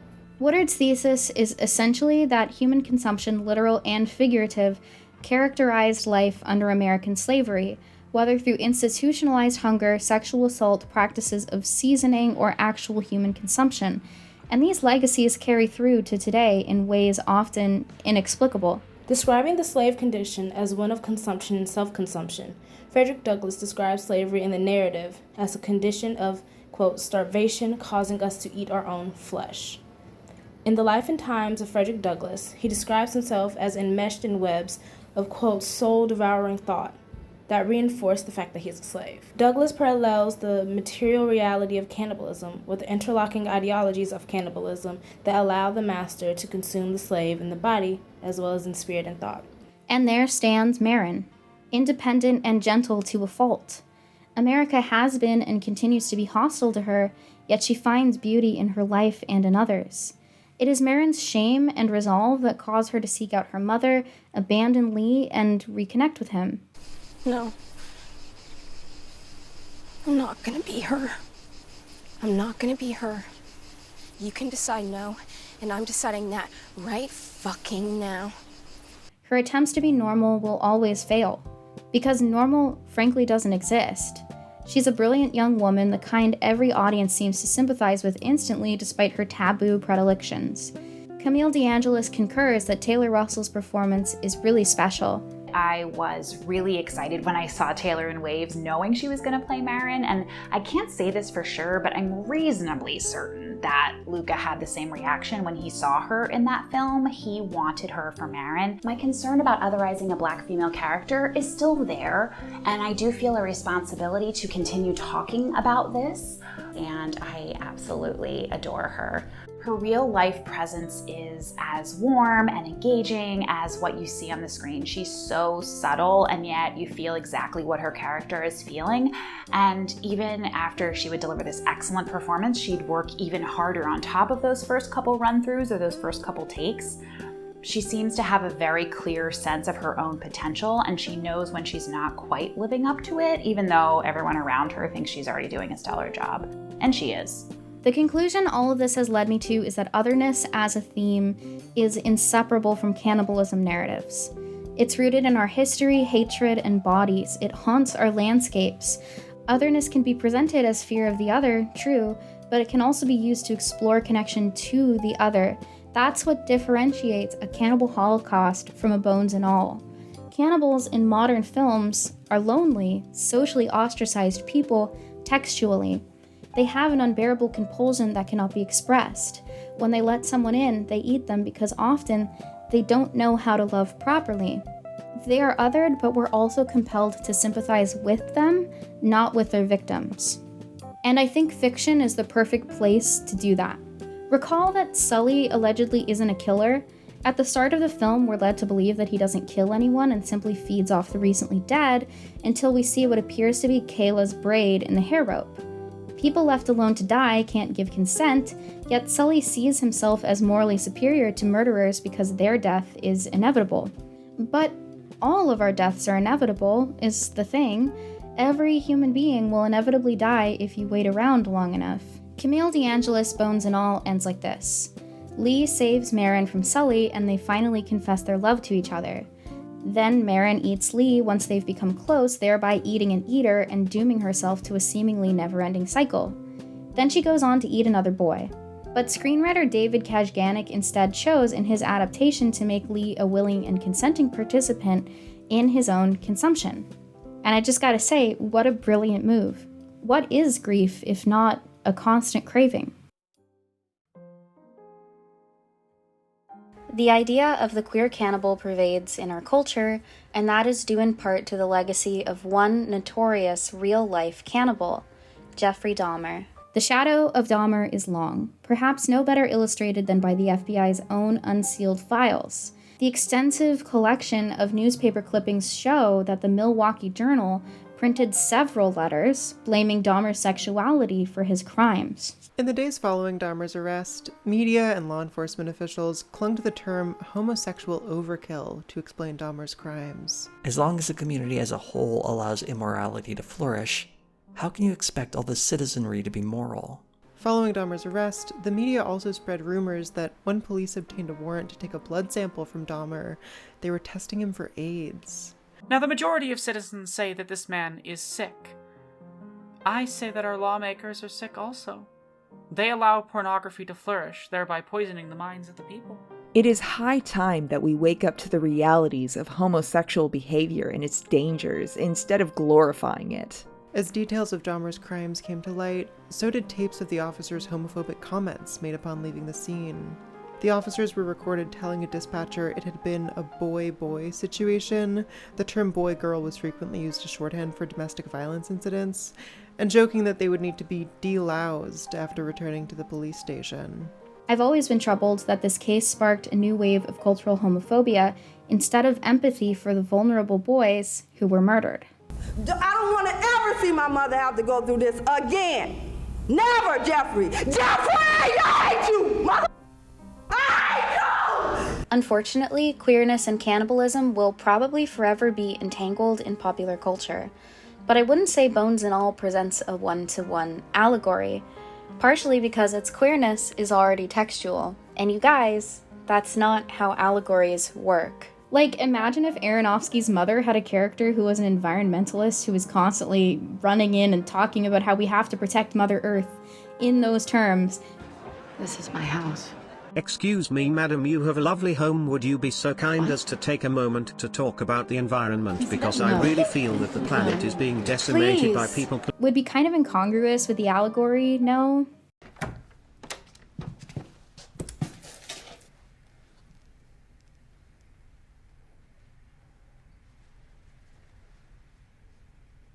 Now, I may be a serial killer, but before I murder you I really should take a step back and ask if it's okay to hurt women in order to make beautiful films. By the way, this character was a woman in the book, another change made in adaptation. And then there's the whole thing where Brad participates in cannibalism despite not being an eater in the same sense as Marin. Or look at this little girl in the cafe just staring at them. I don't know about other viewers, but I got the sense she was having a Ring of Keys moment of sorts. She can probably smell them. Or Lee's tragic backstory, the moral of which is essentially eat or be eaten. Or cut to the very end of the film in which Marin eats Lee despite not wanting to and wanting to. The very notions of choice, consent, and identity blend together and become blurry. And let's be honest, most people are not capable of strictly and ardently abstaining from consumption in various forms for a myriad of reasons. This begs the question of what makes a person an eater, the act or the inclination. The ability to smell other eaters doesn't seem to be a sixth sense, but rather an ability that can develop. It is the ability to perceive what others do not with the senses we already have. Jake and Brad are creepy, sure, but they're not the film's villains, and it would be easy to argue that they never even intended to do Marin and Lee any harm. They basically just saw two wandering young people and said, "Hi, it appears we are of the same kind. Maybe we should all camp together tonight and share stories." I, too, have been to a gay club. Now, it would certainly be bold of a queer creative to imply that being gay is a choice to some and intrinsic to others, but I don't think that was really what was being implied here. I think the suggestion more so is that everyone lives somewhere on the spectrum of eater and eaten.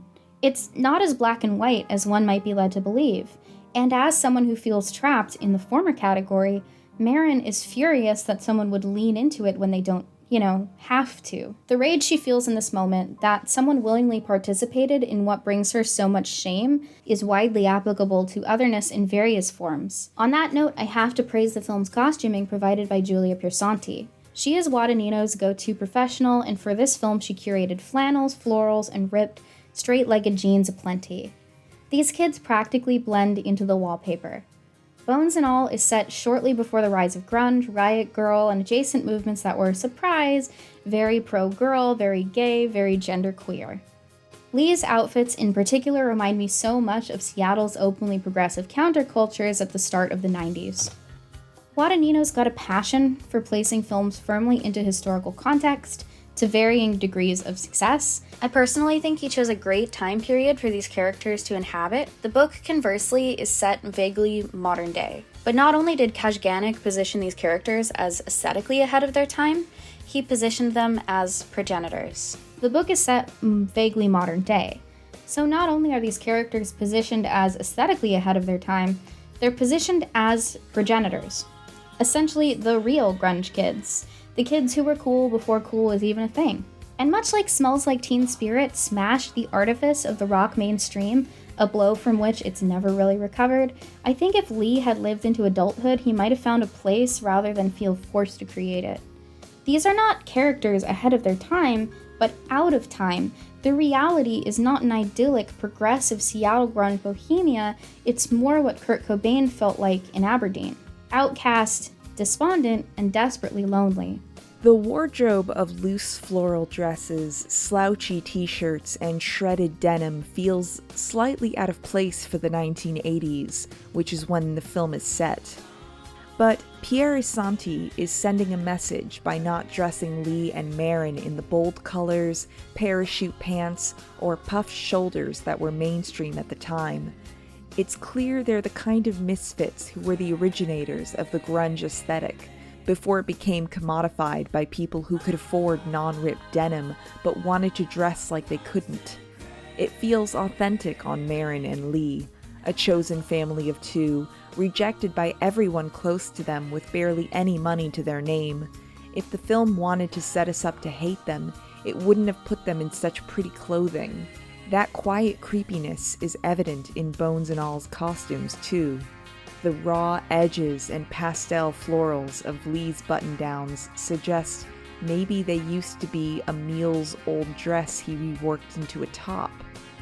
But he isn't wearing them like trophies. Instead, there's a softness and ease to his looks and Marin's. Costume analysis is underrated. When I was really little, like 5 or 6, I wanted to be a fashion designer, inspired by Gem and the Holograms, no doubt. Through costumes, we can learn a lot about a character's personal sense of identity. Not just an expression, but also an implication. Tight or loose clothing, name brand or hand-me-down, designer or mass-produced. Some films are less thoughtful about this aspect of characterization, but I can always tell a lot by looking at Piersanti's choices. Through her use of fit, color, pattern, fabric, and silhouette, we come to view Lee and Marin as soft. Faded summer pastels in a world of garish saturation. Their clothes betray them. Lee and Marin are soft, even if they don't see it themselves. Why did you offer to bring me along? You seem nice.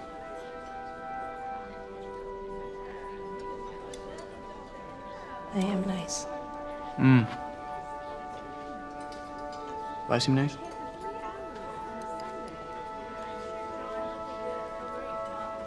Can we go to the bathroom?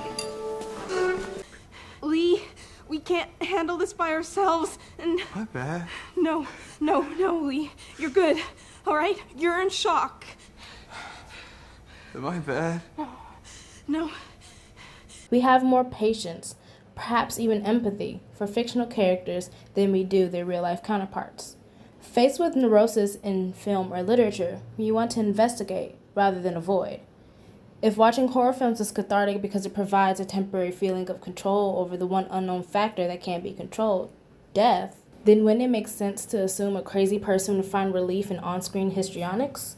So I grew up in the Pacific Northwest around a lot of former grunge kids, now in middle age, and I'm not sure it's ever been properly articulated in mainstream music journalism that grunge was a name given to a movement that essentially didn't exist.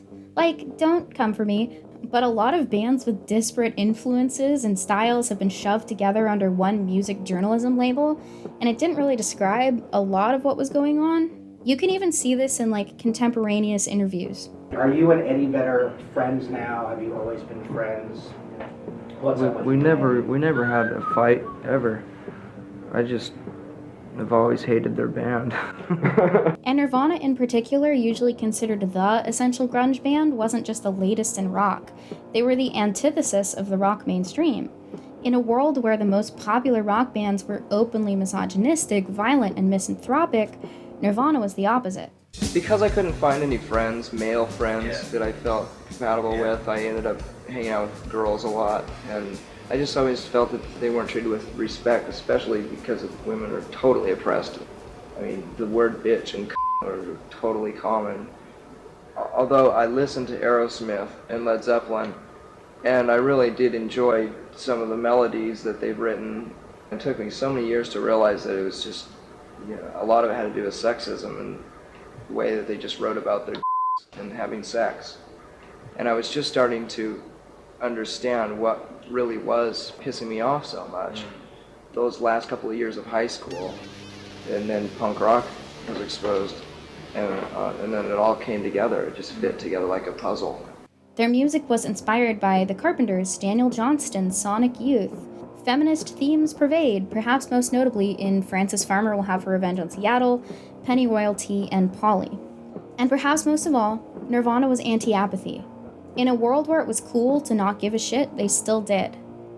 Serious dissections of personal anguish and feelings of inadequacy are front and center, from smash hits like Heart-Shaped Box to lesser-known B-sides like Zappy. The most popular band in the world was led by someone who wore dresses, hung out with drag queens, and sang about questioning his own consumption. It's okay to eat fish, 'cause they don't have any feeling. It's also worth noting, although I don't want to speculate on the personal lives of several of these celebrities, so I'll just keep this brief, that, hey, a lot of grunge kids were queer. Maybe it's no coincidence they all hung out with drag queens and lesbian icons. Did you have problems with people thinking that you were gay? Yeah, I even thought that I was gay. I thought that might be the solution to my problem. Although I never experimented with it, I had a gay friend, and then my mother wouldn't allow me to be friends with him anymore because, well, she's homophobic. It was real devastating because finally I found a male friend who I actually hugged and was affectionate to, and we talked about a lot of things. So did you stop? Yeah, I couldn't hang out with him anymore. These kids come from the same irreverent, hippie, and bohemian mentality that I came from. So of course they're going to gravitate toward what I'm doing. And a lot of people don't get that. A lot of people don't have that computer program to understand what that is. That irreverence, that wink, that drag.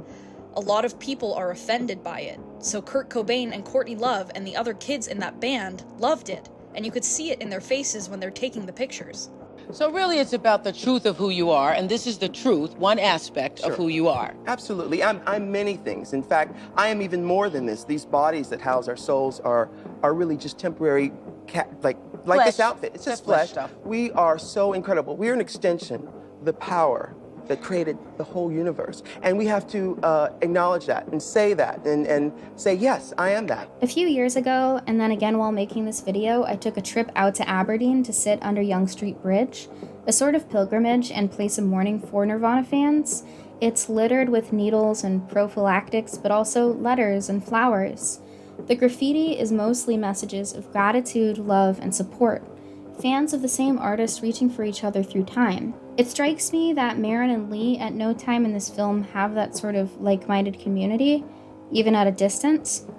They can for a minute exist as a unit, but they don't meet other young people like themselves. They know other eaters have to exist somewhere, but in Kentucky, who would admit it? Vivian, originally from Nebraska and Appalachia, wrote about this as well. The cannibalism is incidental. It's telling that not once is the word uttered throughout the whole film. Instead, the simple designation of eater, which carries none of cannibal's negative associations.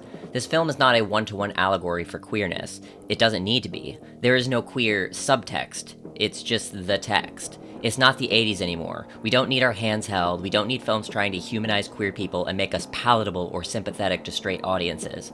Bones and All is about what it means to be an other, specifically being an other in relation to others. It's about how we can hurt each other as much as we must hold each other up. It's about how the things that make us outsiders both bring us closer and push us even farther apart. It's how this bloody consumption can be as much an act of love as much as an act of violence. I think you got used to being locked up and invisible and alone. Now you're out in the world. Okay. And you're seeing yourself for the first time, and that's freaking you out. But you know what? It's fucking me up too, okay? I feel like I'm seeing myself too. That's how this works. How what works? This! Whatever this is. I've often seen the argument that cannibalism is taboo because the human body is sacred, and therefore witnessing or partaking in its violation is inherently wrong. I'm not sure if that's true, but I'm more so unsure if that's ever been held up as a social norm, given just how comfortable and normal so much suffering has been made to seem. Even in entertainment, we love to watch people hurt themselves for real. America's Funniest Home Videos is one of the longest-running television shows of all time and has been on since 1989. Performance art has been doing actual mutilation since at least the 70s. Jackass has been a successful franchise for over 20 years. Gore and hardcore pornography are both broadly accessible by pretty much anyone on the internet. We are frequently reminded that the human body is made of meat. But does that make it, uninteresting? Because I don't want to be too cynical. Certainly, it's intriguing and mysterious being a carbon-based life form made of star stuff. And, before we go and eat each other, we should maybe consider that. So maybe this is an extremely online take, but I know I'm not the only one who feels this way, and that's a start. But I think part of what makes these cannibal stories work or vampire narratives failed is that it's got this sort of onlineness to it. Like, Bones and All was set in the 80s, but it's smart enough to respond to today. I am posting on the internet after all. There are so many subreddits and YouTube channels dedicated to watching people fall apart in real time, body and spirit. Hey, quick aside, genuinely, what is with people victim blaming these niche micro-internet celebrities, and in what world is this okay? Is this a social norm we can decide to change? I don't know why this is a controversial opinion, but if you gleefully contribute to someone's slow descent into agony because they're a quote-unquote bad person, man, maybe they're not the bad person. You are. So although the film is set in 1988, not unlike Nope, it's got this pervasive analysis of voyeurism and spectacle that resonates with our digital age. Lee kills the carnival worker in an eerily lit and strangely empty cornfield as Marin watches from a few feet away. Marin and Lee have their first kiss in the slaughterhouse. Brad watches with increasing interest while Jake devours someone. This is a film in which people frequently choose to stand by and watch. There's no E.T. moment in which Marin and Lee free all the cows set to be slaughtered on their way out, or decide that eating people is more ethical than eating animals because there could be some semblance of permission present. There's no mercy killing Marin's mom out of her misery, nor do they select society's most evil to be killed. Our leads simply operate along the margins as quietly as possible and grow to resent those who choose to operate within it. The concept of finding home in other people rather than in place is central to Bones and All. But the fact of the matter is, a human being exists within a body. To make another person your home is to include their body in that equation. Sully is accustomed to invading the home to take the body. Check out that God Bless Our Home sign prominently displayed upon entry. When he and Marin feast, we're shown not the act, but rather pictures of the victim within the house. He takes a piece of each person's body with him, perhaps, because he can't take their home with him. So, about the power lines motif. There is infrastructure dedicated to helping people reach out to each other in place, sure. Lee uses payphones, for example, throughout the film to call his sister. But when you look at these paintings at the very start of the film, I think you're more likely to feel a sense of vast emptiness. The focus remains throughout the film on big, seemingly empty landscapes. What Vivian calls in her review spectator camera work. That's how Bones and All begins and ends. But no landscape is ever truly empty. It's filled with life if you know where or how to look. America is a haunted place. We can never really escape our ghosts nor the landscapes they inhabit. There are many famous paintings with cannibalism as their subject that could have been used for visual inspiration. Saturn Devouring His Son by Francisco Goya, for example. I find it interesting how this film subverts that by having the son eat the father. And yet, most of this film is spent looking at idyllic American landscapes. A series of postcards that say, "Wish you were here." She's seen travelogues of this country, aerial photographs. It looks different from above. Bigger, more hopeless. Lake after lake, random blue puddles and dark green bush, the trees like bristles. How could you ever find anything there once it was lost? Maybe if they cut it all down, drained it all away, they might find Lucy's bones. Sometime, wherever they're hidden. A few bones, some buttons, the buckle from her shorts. But a dead person is a body. A body occupies space. It exists somewhere. You can see it, you put it in a box and bury it in the ground, and then it's in a box in the ground. But Lucy is not in a box or in the ground. Because she is nowhere definite, she could be anywhere. Maybe this is why Marin, who loses her home upon turning 18, leaves her mother's pictures in the woods. They belong to the world, its symbolic freedom and its ambiguity, more than at the house of the racists who lost their faith in her. Lee's home, from the very beginning, was inhospitable. Positioned right next to a nuclear power plant, that small Kentucky town is where his father beat him bloody, maybe even tried to kill him. The final scene, of course, juxtaposes a song about feeling at home with landscape. Marin's mother was wrong when she said that the world of love wants no monsters in it. The world of love is exactly where monsters can feel at home. At the risk of sounding like the guy who has only seen The Boss Baby watching his second movie and saying, getting a lot of Boss Baby vibes from this. So in the late 1800s and early 1900s, some nerds were like, what if the ultimate story was a story about stories, aka grand narrative? So you got novels like Ulysses, which is kind of a modern retelling of the Odyssey over the course of one day in Edwardian Dublin, plus one of the main characters is constantly positioning himself as Hamlet. The whole book is essentially illusions on top of illusions on top of parallax. But then in response to the idea of grand narratives, postmodernism was like, hey, actually, you guys suck, and we need to acknowledge that art didn't save us from world wars. There are no grand narratives. What if we aren't connected by a series of applicable patterns? What if a universalist approach is actually too narrow? What if objectivity is in every case a myth? See also The Mondrian by the Trash Heap in Synecdoche, New York. So then you get novels like Pale Fire, a metafiction steeped in unreliable narration and intertextuality. It's a novel that criticizes modernist figures and reflects upon itself, being the introduction, the poem, and the commentary of the poem wrapped into one volume, all fictional.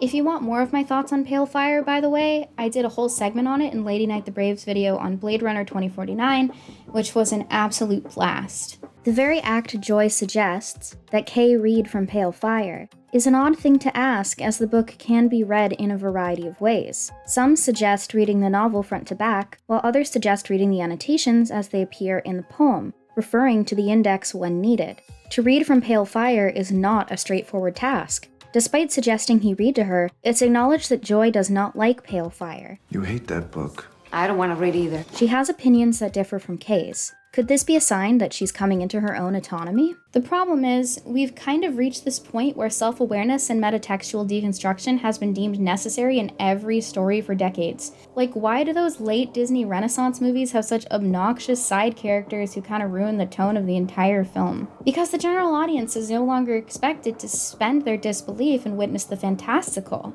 They're expected to be guided into the text by characters who are sufficiently self-aware. But suddenly an angel has smiled at me and kissed my cheek without a trace of fright. And fucking cut everything to wave. I'm like, I hate beachy I waves. dare to dream I that hate it. It's she so might even tacky care stuff. for me. Like, do you think people in France are doing beachy waves? Like, it's not the vibe. Stop! Amplify that by 10 in the post-Shrek era. Bachelorette number 2 is a cape-wearing girl from the land of fancy. Although she lives with 7 other men, she's not easy. Works that don't offer that form of self-aware comic relief are often received poorly by audiences. Even the grittiest dramas I can think of in the last 20 years are elevated by those moments of playing with form. Breaking Bad invents an airplane disaster that would change the course of history had it actually happened, essentially severing its timeline from ours. I'd argue that it thrives when it's playful and self-referential. Yes, the old ways are still best at Los Pollos Hermanos. But don't take my word for it. One taste, and you will know. So, in reflecting on why I ever cared about flesh eaters in the first place, I decided to revisit a middle school favorite, Matsuri Hino's 2004 manga Vampire Knight. This series was my entire life in middle school. Flipping through the VK official handbook, I can't help but love how seriously this takes itself. Even if I loathe vampires, even if I don't want to hurt anyone, I can. Even with a pretty standard and kinda silly YA premise at first. So there's this academy that has a day class and a night class. And the day class is filled with humans while the night class are vampires. The academy exists because an ex-vampire hunter, now pacifist, was like, hey, what if we all stopped killing each other? What if we socialized vampire teenagers to, not eat people? Why can't we all just get along? This is a premise that could be a lot more deconstructive if that's the sort of mood Matsuri Hino was going for, but this doesn't appear to be a world with vampire fiction, at least not ours. There's no metatextual commentary on vampires as a genre or cultural myth, and I think that's so interesting because it had to be deliberately avoided, right? They just exist in a world in which vampires are this semi-open secret. Those who know. The series doesn't seem to be located in a particular time or place that we can recognize either. The characters' names are drawn from all over the world. The technologies and fashions feel both futuristic and Victorian, and what starts cute quickly gets unnerving and uncanny. Of course, the series does get increasingly dark, but I'm surprised by how seriously it takes itself once it gets going, dark or not. The plot becomes increasingly incest-heavy in 6 different ways, because vampires are the aristocracy, and the aristocracy are... It's essentially the vampire Habsburgs by the halfway point, with the royal family's uncle trying to murder his nephew so he can get with his niece who reminds him of his sister whom he was in love with, etc., etc. However, nothing is more criminal than the anime adaptation, which still infuriates me to this day because, like, honestly, why would you? The world is dyed in blood, and I can't see anything else. I tried my best to remember. Yuki, stop. But like so many of those Twilight-era vampire stories, Vampire Knight is totally sincere. Start to finish, it radiates emotional honesty in a way that feels so refreshing in a post-Marvel Cinematic Universe. One of the earliest revelations when the series is still upbeat is that the main character's best friend from a family of vampire hunters, mind you, has succumbed to vampirism. And he's like, I will die if I don't eat, but I could never forgive myself. And then the main gal is like, okay, then let's do something unforgivable. Like, as a team. She consents to letting him drink her blood to maintain his sanity because their friendship is the most important thing to her. Conundrums, man. Ouch.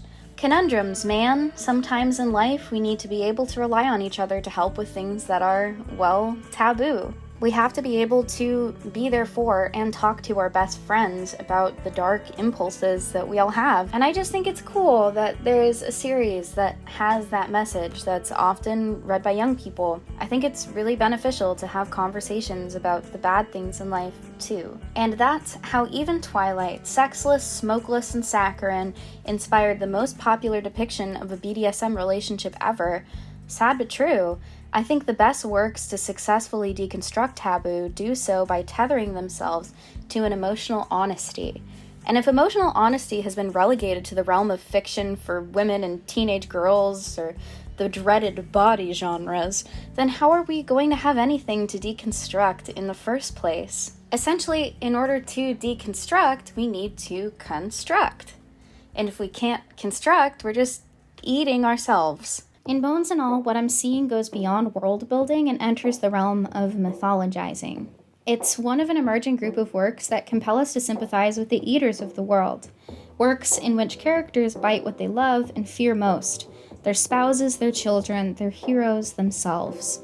These works all reckon with consumption and otherness in beautiful ways. When Dre from Swarm finally meets her pop star idol, her first instinct is to clamp her jaws down.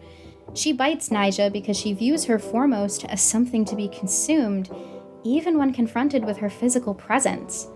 Raw ends with the main character's father revealing the injuries he sustained from her mother, all while promising that she will find a way to persist.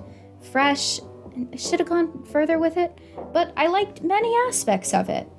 And in a world that commodifies everything, race, sexuality, and our very own bodies, can anything get further under the skin? One thing is for certain, there is no stopping them. The Cannibals will soon be on every screen. And I, for one, welcome our carnivorous overlords. I'd like to remind them that as a trusted YouTube personality, I could be helpful in rounding up others to toil in their murderous cornfields. Because I find stories about otherness nourishing. And taboo? That's my bread and butter. And what I want is to walk beside you.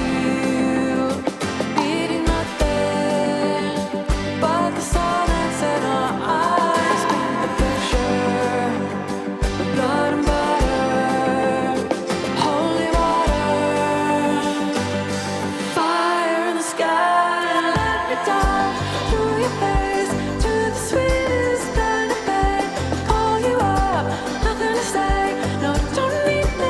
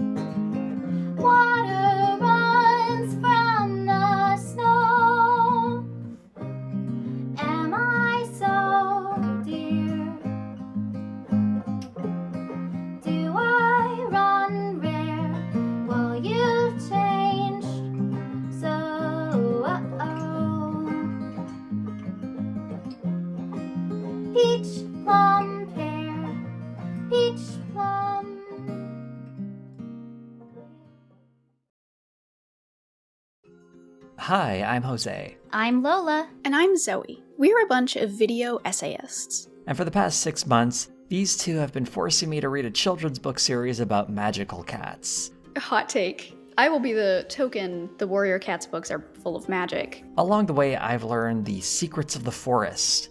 And like interacting with StarClan, in which cats just like speak to the dead. Why does it glow like that? You could just say like, Blue Star was starving and pushed to a limit and then she hallucinated something.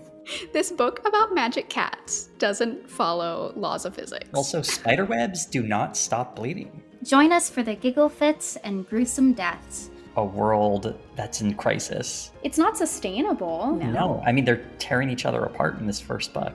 A trip down memory lane for some. It is creepy. I mean, it's weird. And she's a good medicine cat, but like... I felt like the term kitty pet was like a slur at some point. How much do we value authorial intent? Should we discount the depth and nuance of a book just because it's for children? And for the rest of us... Wait, what is Blood Clan? The prophecies begin this season on the Only Warrior Cats podcast, coming May 1st wherever you listen to podcasts. And we need to look at it from a cat's eye view. Maybe that's the moral all along. We'll never truly understand the world of cats. Get an episode early by listening on Nebula. And remember, fire alone can save our podcast. You enjoy yourselves now. Thank you. I am glad you had a good time eating Thank you. human meat.